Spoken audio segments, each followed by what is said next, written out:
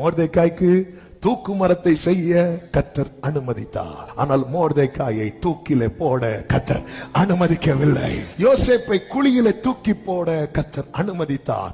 ஆனால் அந்த குழியை மூடி போட கர்த்தர் அனுமதிக்கவில்லை. சாத்ராக், மேஷாக், ஆபேத்நேகோவை அக்கினி சூளையிலே போட கர்த்தர் அனுமதித்தார். ஆனால் அந்த அக்கினி அவர்களை பலன் செய்ய கர்த்தர் அனுமதிக்கவில்லை. தானியேலை சிங்க கபியிலே தூக்கி போட கர்த்தர் அனுமதித்தார். ஆனால் சிங்கங்கள் அவனை பட்சிக்க கர்த்தர் அனுமதிக்கவில்லை. பேதுருவை தண்ணீரிலே தாழ கர்த்தர் அனுமதித்தார். ஆனால் தண்ணீரிலே மூழ்க கர்த்தர் அனுமதிக்கவில்லை. பவுல் கையிலே பாம்பு கடிக்க கர்த்தர் அனுமதித்தார். ஆனால் பாம்பின் விஷம் ஏற கர்த்தர் அனுமதிக்கவில்லை.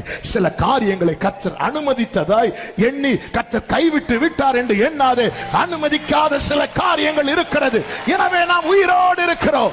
ஹalleluya. சில காரியங்களை அனுமதித்தது உண்மை. ஆனால் அதே நேரத்தில் அவர் அனுமதிக்காத காரியம் இருக்கிறது. அதை தான் யோபு கிட்ட சொன்னார். சமுத்திரம் எழுந்து வரும்போது அதை மணலினாலே எல்லையை போட்டவர் யார்? இவ்வளவு பெரிய சமுத்திரத்துக்கு நான் ஒரு எல்லையை போட்டு இருப்பேன் என்றால், யோபுவே, உன் வாழ்க்கையில சிலதை அனுமதித்தது உண்மை. ஆனா சில காரியம் அனுமதிக்காததுனாலதான் இன்னைக்கு நீ சாட்சியா நிக்கிற. எனக்கு ஜீவனை தந்ததும் அல்லாமல் எனக்கு தயவும் பாராட்டினீர். உம்முடைய பராமரி